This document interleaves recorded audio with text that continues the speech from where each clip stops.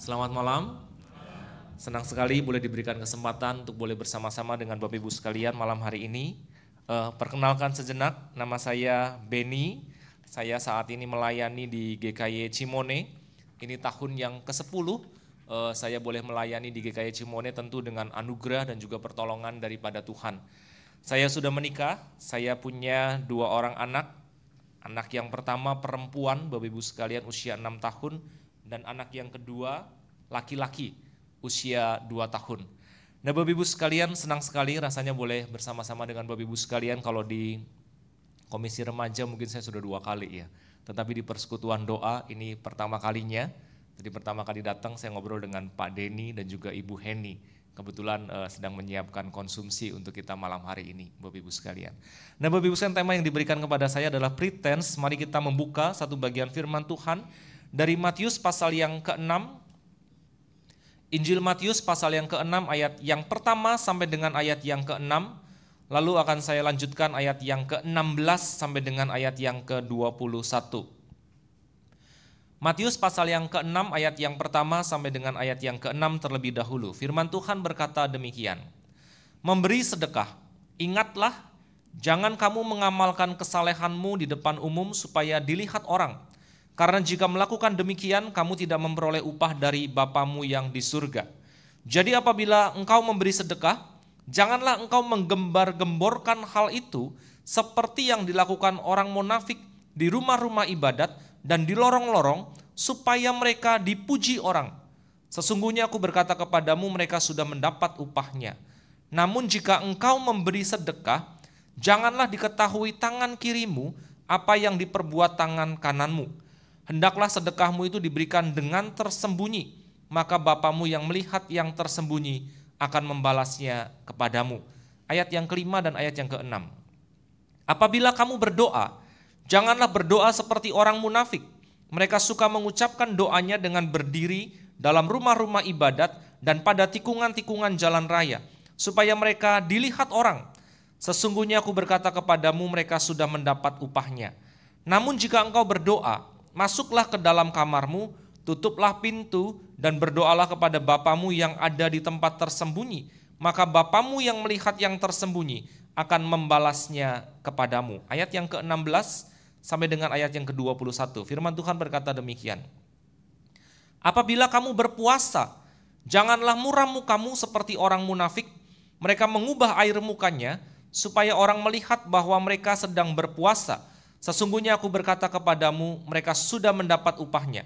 Namun apabila engkau berpuasa, minyakilah kepalamu dan cucilah mukamu, supaya jangan dilihat oleh orang bahwa engkau sedang berpuasa, melainkan hanya oleh Bapamu yang ada di tempat tersembunyi.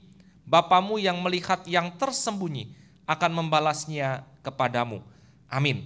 Sampai demikian jauh kita membaca kebenaran firman Tuhan. Nah Bapak Ibu sekalian, beberapa waktu yang lalu saya melihat di sosial media ada seorang yang bisa melihat barang palsu. Secara khusus tas Bapak Ibu sekalian.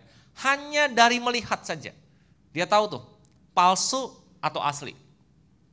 Jadi ketika ada orang lewat, secara tepatnya di Changi, di Singapura Bapak Ibu sekalian. Ketika ada orang lewat dia bawa tas begitu ya. Dia tahu ini palsu atau asli. Hanya dari melihat dalam jarak 2 meter aja dia tahu Bapak Ibu sekalian. Bukan hanya tas tetapi juga jam tangan Bapak Ibu sekalian, karena memang itu barang mahal begitu ya, barang mewah. Kadang orang pikir, oh saya beli yang agak murah sedikit tetapi tidak asli, palsu Bapak Ibu sekalian. Nah Bapak Ibu sekalian, ada banyak kepalsuan, ada banyak topeng, ada banyak yang namanya tiruan, ada banyak yang namanya kepura-puraan. Tetapi yang menarik adalah yang seperti itu atau yang pura-pura, yang pakai topeng, yang palsu, yang KW itu tidak hanya terjadi di luar sana. Di dalam gereja juga ada. Satu kali di dalam sebuah pelayanan, Bapak Ibu sekalian, pengalaman pelayanan saya pernah memisahkan hamba Tuhan dan majelis yang berantem. Sungguhan berantem, mau berantem secara fisik. Ini bukan hanya berantem soal verbal Bapak Ibu sekalian. Hamba Tuhan dan majelis mau berantem. Lalu di dalam sebuah rapat, Bapak Ibu sekalian, dalam pengalaman pelayanan saya juga saya pernah mendapati seorang majelis yang membalikkan meja, marah dia begitu ya. Bapak Ibu sekalian, yang menarik lagi ada seorang aktivis yang kami kenal sangat baik. harusnya sangat baik karena memang dia menampilkan kehidupannya seperti itu. Tetapi hari itu, di minggu itu Bapak Ibu sekalian, entah kenapa dia marah sekali dengan anak perempuannya yang tiba-tiba gak mau sekolah minggu. Dan kemarahannya itu mengagetkan kami semua. Kenapa? Karena dia ambil sapu Bapak Ibu sekalian. Dikejar anaknya, dia bilang kalau kamu gak mau sekolah minggu ya papa hajar di sini. Bapak Ibu sekalian, kita kaget-kaget melihat aktivis ini yang seperti ini Bapak Ibu sekalian. Padahal dia sangat santun sekali. Dia kalau ketemu sama hamba Tuhan nih ya, contoh pagi shalom begitu ya. Gimana kabarnya hari ini? Sehat. Bapak Ibu sekalian, ternyata saya bisa mengambil kesimpulan entah orang itu sedang diproses Tuhan untuk menjadi lebih baik atau memang dia tidak menampilkan yang seharusnya seperti apa adanya dia ketika mereka datang ke gereja. Makanya ada orang mengatakan kalau mau lihat orang itu beneran baik atau tidak, tanya aja sama keluarganya, tanya sama anaknya, tanya sama pasangannya, suaminya atau istrinya. Bapak Ibu memang di gereja kadang-kadang justru orang itu cenderung pakai topeng. Kenapa? Karena semuanya baik. Dalam sebuah konven, Bapak Ibu sekalian, dulu kita pernah ada konven di Bogor, majelis hamba Tuhan dan aktivis kaum muda. Aktivis kaum muda di gereja tempat saya pelayanan Bapak Ibu sekalian, tatoan, tindikan, pakai celana pendek, semiran Bapak Ibu sekalian. Lalu satu kali saya dideketin oleh seorang hamba Tuhan senior dari GKY Bapak Ibu sekalian, dia tepuk pundak saya. Lalu saya tanya dong, oh iya gimana? Itu dari Cimone ya? Iya, saya bilang begitu. Oh, ada perasaan tidak bisa menerima fakta bahwa memang aktivis muda pada waktu itu seperti itu gambarannya Bapak Ibu sekalian. Bapak Ibu sekalian, memang gereja yang saya takutkan adalah justru menjadi tempat di mana orang tidak otentik. Gereja menjadi tempat justru menjadi orang yang tidak otentik dan tidak menampilkan diri apa adanya. Masalahnya Bapak Ibu sekalian bukan hanya masalah penampilan, tetapi hal-hal rohani, tindakan-tindakan rohani, itu juga berpotensi dipakai sebagai topeng. Karena kita ngomong tentang konteksnya gereja Bapak Ibu sekalian. Dan kalau kita kembali kepada bagian firman Tuhan tadi, ada 3 hal yang disebutkan kan. Ada bersedekah, ada berdoa, dan ada berpuasa. Bapak Ibu sekalian, kita akan melihat hal ini satu persatu secara sederhana. Yang pertama dikatakan sedekah. Ayat yang kedua, apabila engkau memberi sedekah, janganlah engkau menggembar-gemborkan hal itu. Ada banyak terjemahan Bapak Ibu sekalian, terlalu kecil Bapak Ibu sekalian. Ketika kita memberikan sedekah, dikatakan do not announce it with trumpets. Memang ada penafsir yang mengatakan demikian Bapak Ibu sekalian. Kenapa itu bisa terjadi begitu ya? Sedekah dalam konteks ini memang secara sederhana itu ketika kita memberikan uang baik kepada orang lain ataupun dalam bentuk persembahan Bapak Ibu sekalian.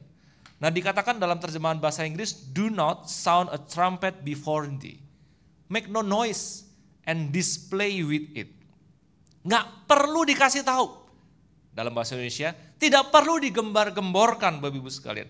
Kenapa? Karena ada yang berkata bahwa trompet itu bisa dibunyikan oleh orang Farisi yang kaya untuk mengumpulkan orang-orang miskin, datang lalu orang itu memberikan sedekahnya. Dan ada 2 orang yang mengatakan hal yang sama Bapak Ibu sekalian.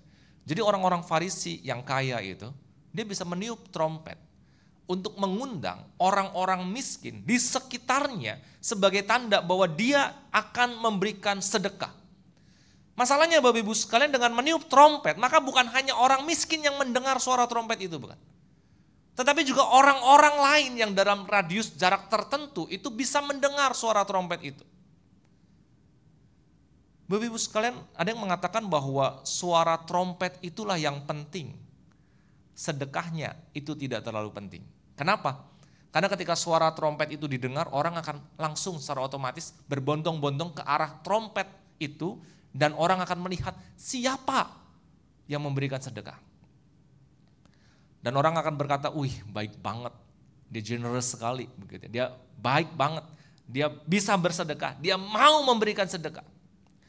Atau memang Bapak Ibu sekalian trompet tadi itu menunjuk kepada suara ketika kotak persembahan itu ada yang lubangnya berbentuk seperti semacam trompet begitu Bapak Ibu sekalian. Jadi ketika orang memberikan sedekah di sinagog atau di bait Allah, itu akan terdengar suara gemelinting uang itu masuk ke dalam kotak sedekah itu. Ada juga yang mengatakan itu kotak persembahan Pak, Bu, ya. Tapi yang jelas adalah yang merujuk kepada suara di tempat di mana uang itu dimasukkan. Dan kalau suaranya banyak, gemerincingnya keras, artinya persembahannya, sedekahnya banyak. Orang bisa melihat hal itu. Yesus pernah mengatakan hal yang sama bukan? Ketika seorang janda miskin itu memberikan 2 peser itu.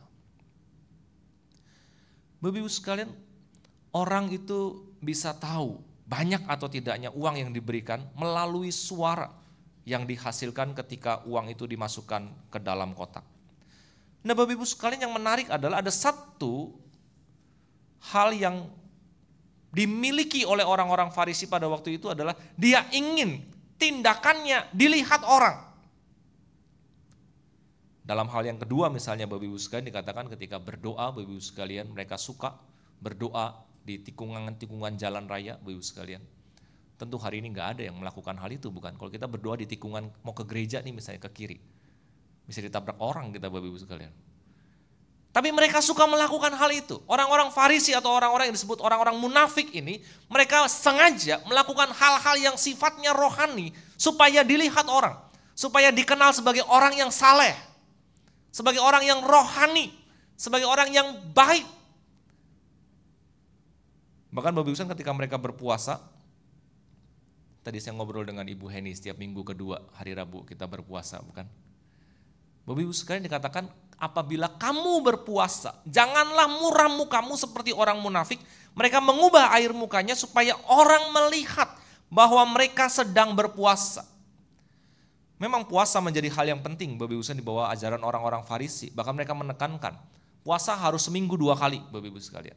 Di hari yang kedua dan di hari yang kelima di dalam minggu itu dengan sebuah keyakinan bahwa Musa naik ke Gunung Sinai pada hari yang kedua dan turun dari atas Gunung Sinai pada hari yang kelima. Makanya mereka sangat strict sekali dengan ajaran berpuasa itu Bapak Ibu sekalian. Dan puasa dalam hal ini adalah benar-benar secara literal itu tidak makan dan tidak minum. Kemarin kita lagi ngobrol-ngobrol Bapak Ibu sekalian soal Jumat Agung.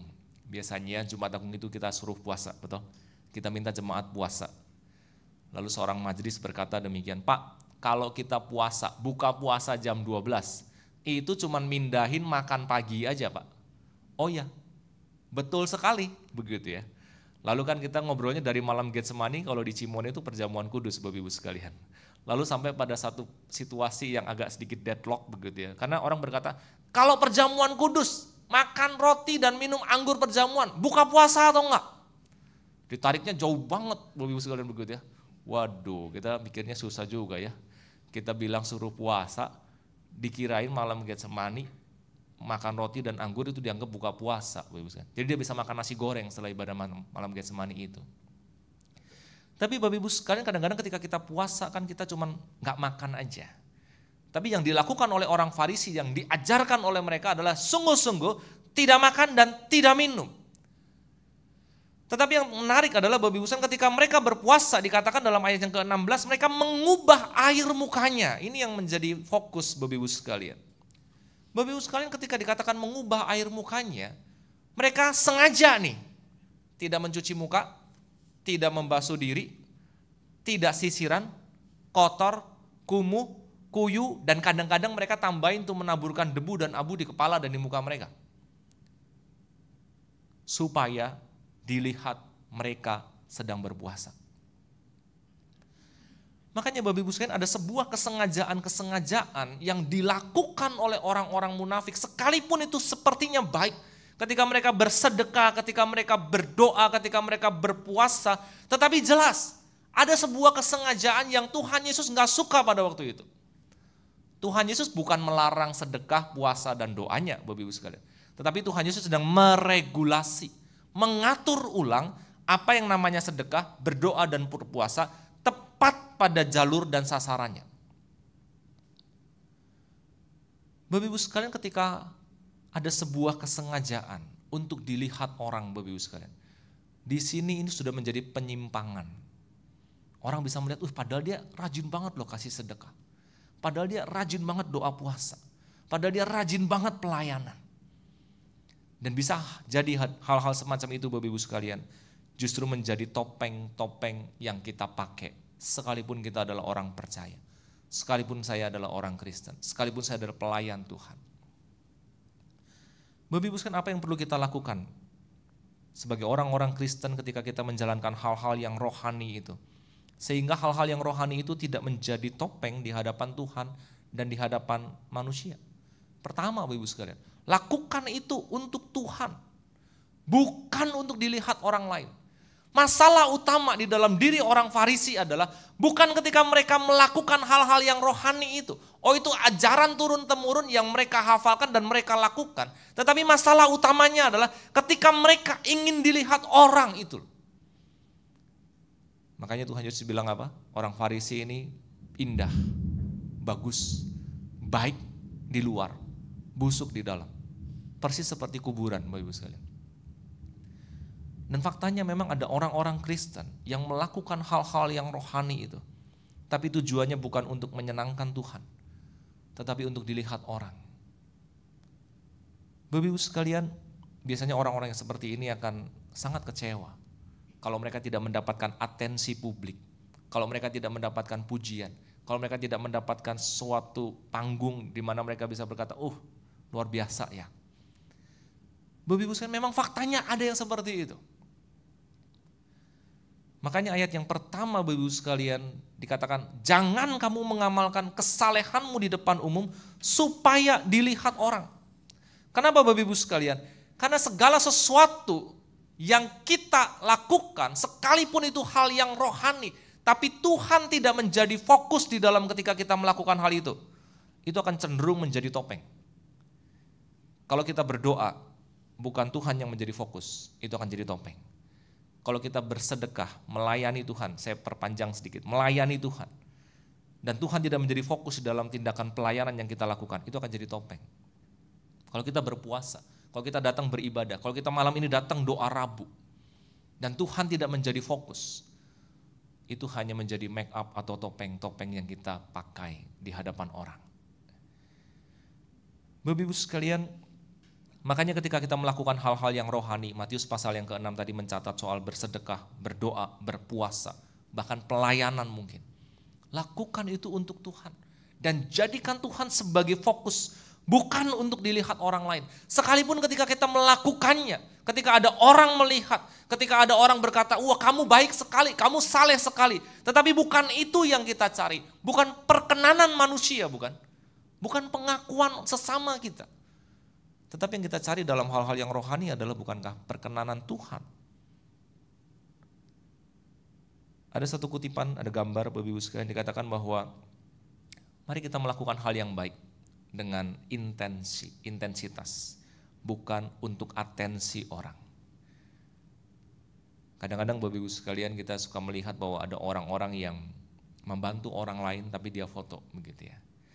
Beberapa waktu yang lalu Bapak Ibu sekalian kita bagi-bagi sembako ke warga sekitar begitu ya, di sekitar gereja. Ada majelis yang suka foto-foto. Saya bilang sama bapak majelis ini, Pak, boleh nggak kita cuman kasih sekantong sembako, nggak usah difoto lah. Biarkan kenangan itu termemori dalam orang yang menerima dan kita yang memberi. Dan lebih daripada itu saya yakin Tuhan melihat. Tapi Pak, kita perlu laporan. Oke, kalau laporan satu aja fotonya, jangan tiap orang difoto semua Bapak Ibu sekalian. Saya agak nggak terlalu nyaman sebenarnya ketika melakukan hal itu di ruang publik begitu lalu difoto-foto.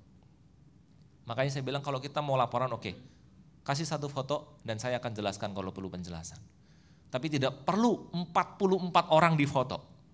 Memang 44 orang mau ditampilin semua wajahnya. Kan enggak juga Bapak Ibu sekalian. Kita cuma berani bertanggung jawab, saya tanggung jawab, saya tanda tangan. 44 orang sudah terima paket sembako. Bapak Ibu sekalian, kadang-kadang kita melakukan hal yang baik itu bukan dengan sebuah kemauan atau motivasi untuk menyenangkan hati Tuhan. Dalam konteks rohani, dalam konteks hal-hal yang kita lakukan di dalam gereja. tapi hanya untuk atensi orang lain. Supaya kita diperhatikan oleh orang lain. Supaya kita menerima pengakuan dari orang lain. Bahwa kita lebih baik atau kita lebih saleh daripada orang lain. Kedua, Bapak Ibu sekalian. Bapak Ibu sekalian, bagaimana kita melakukan hal-hal yang rohani itu supaya tidak menjadi topeng atau menjadi sebuah kepura-puraan di hadapan Tuhan dan di hadapan sesama. Yang kedua adalah lakukan hal-hal rohani itu secara tersembunyi, Bapak Ibu sekalian. Bapak Ibu sekalian, memang ada bagian di dalam hal-hal yang rohani itu sifatnya personal. Tidak perlu orang lain tahu. Itu hanya saya dengan Tuhan.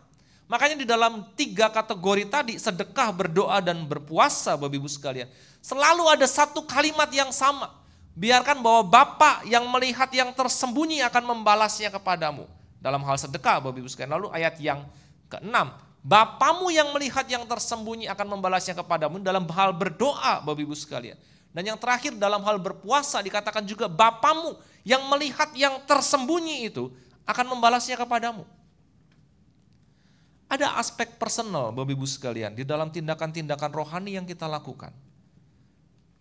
Dan Bapak Ibu sekalian, ini menjadi counter attack dari apa yang dilakukan oleh orang-orang Farisi pada waktu itu. Bahwa mereka melakukan hal-hal yang baik itu untuk menerima pengakuan dari orang lain. Makanya Bapak Ibu sekalian, dalam ayat yang ke-18 dikatakan supaya jangan dilihat oleh Bapamu, ini yang tadi yang berpuasa, Bapak Ibu sekalian. Seorang penafsir mengatakan demikian, Bapa yang melihat yang tersembunyi itu akan membalasnya. Memang Bapak Ibu sekalian, kata-kata membalas itu atau memberikan reward itu bukan seperti Tuhan memberikan upah kepada hambanya karena sudah melakukan sesuatu. Tetapi penafsir ini mengatakan bahwa ketika Bapa akan membalas kepada orang-orang itu, dikatakan bahwa sama seperti seorang ayah yang akan melimpahkan kasihnya kepada anaknya yang sudah melayani dia. Ada satu kata yang menarik, melayani dia, Bapak Ibu sekalian. Jadi ketika kita bersedekah, berdoa, dan berpuasa, itu adalah bentuk di mana saya melayani Tuhan saya. Itu antara saya dengan Tuhan saya. Kalau ada orang lain lihat, itu menjadi secondary, tidak menjadi primary. Tapi apa yang saya lakukan, hal-hal rohani yang saya lakukan, saya tahu itu saya lakukan di hadapan Bapa. Penafsir yang lain mengatakan kalau reward itu tidak diberikan dalam dunia ini, Bapak Ibu sekalian. Itu akan menjadi reward di dalam kehidupan yang akan datang. Bapak Ibu sekalian, masa-masa Prapaskah adalah waktu yang baik untuk membuka diri dan menjadi apa adanya di hadapan Tuhan supaya Tuhan bisa membentuk kita. Tidak perlu menggunakan hal-hal yang rohani sebagai topeng. Kemarin saya dapat kutipan yang bagus, Bapak Ibu sekalian, dari seorang rekan. Kutipan itu berkata demikian. Ini saya sederhanakan, saya terjemahkan secara sederhana ya. Salib itu mengajarkan bahwa Allah tidak melihat seorang yang berdosa dengan rasa jijik, tetapi dengan kasih yang melimpah. Dan salib itu juga mengajarkan kepada kita bahwa kita tidak harus membersihkan diri kita untuk datang kepada Allah. Pertanyaannya, mau sebersih apa kita di hadapan Tuhan, Bapak Ibu sekalian? Kita tidak akan pernah bersih di hadapan Tuhan. Tapi kita harus datang kepada Tuhan dengan sebuah pengakuan yang rendah hati bahwa saya berdosa dan saya nggak layak. Bapak Ibu sekalian, lalu dikatakan juga bahwa salib itu mengajarkan bahwa ketika kita berdosa atau melakukan dosa, Tuhan itu tidak datang dengan sebuah penghukuman, dengan sebuah perkataan-perkataan yang kejam, Bapak Ibu sekalian. Tetapi dengan sebuah peringatan kembali bahwa Dia menerima kita dengan pengampunan yang limpah itu. Dan salib itu mengizinkan unholy people, orang yang tidak kudus, untuk melihat di hadapan wajah Allah yang kudus dan tetap memiliki pengharapan. Bapak Ibu sekalian, bayangkan kalau kita datang di hadapan Tuhan dengan pakai topeng-topeng rohani. Tuhan, saya doanya paling kencang. Tuhan, saya doanya paling bagus. Tuhan, saya paling rajin berpuasa. Masalahnya adalah Tuhan tahu sekali siapa diri kita. Kita bisa membohongi sesama kita manusia, tapi kita tidak pernah bisa membohongi Tuhan. Bapak Ibu sekalian, dalam masa-masa Prapaskah ini jadilah kita seperti apa adanya kita. Di hadapan Tuhan, di hadapan sesama. Bukankah itu sebuah kasih karunia yang luar biasa ketika saya diterima apa adanya. Tetapi Tuhan tidak pernah membiarkan kita terus seadanya, bukan? Dan izinkan Tuhan membentuk kita dalam masa-masa prapaskah ini. Mari kita berdoa memohon pertolongan Tuhan. Bapa di dalam surga, kami memohon kiranya kasih karunia yang daripada Tuhan yang besar dan anugerah Tuhan yang menerima kami orang yang berdosa itu membuat diri kami berani melepaskan topeng-topeng kami di hadapan Tuhan dan di hadapan sesama kami. Ampuni kami Tuhan, dan biarlah kerendahan hati kami di hadapan Tuhan, pengakuan kami bahwa kami orang yang tidak layak, tidak kudus, tidak benar, itu membawa kami pada sebuah pertobatan yang sejati, perubahan hidup yang terwujud nyata. Bukan karena supaya kami dikenal sebagai orang yang saleh, sebagai orang yang baik, sebagai orang yang rohani. Tapi sungguh-sungguh ketika kami mengizinkan pribadi kami boleh dibentuk, diubahkan oleh Tuhan, kami boleh merasakan cinta kasih yang besar yang daripada Tuhan itu. Terima kasih Tuhan, kami menyerahkan kehidupan kami masing-masing ke dalam tangan kasih kuasa-Mu. Di dalam nama Tuhan Yesus kami berdoa, kami memohon. Amin.